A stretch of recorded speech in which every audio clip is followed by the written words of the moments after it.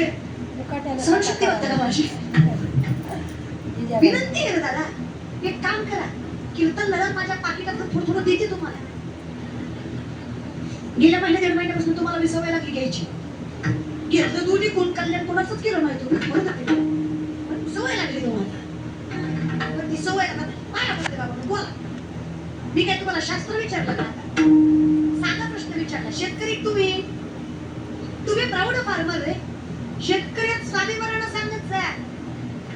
बाकीचे काय सांगतात? चेअरमन, संस्थापक, अध्यक्ष, आमदार, सरपंच, माजी सरपंच, कीर्तन कौतुकानं सांगते रे. कीर्तनाला फोन केला की माणूस आधी पद सांगतो मला.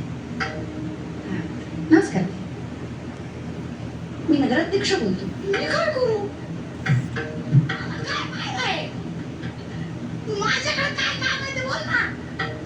काय पण लोक त्यांना पद सांगितल्यावर काहीतरी फायदा नसतं ना दादा. ते लगेच कळतो की ती व्यक्ती अहंकारित आहे.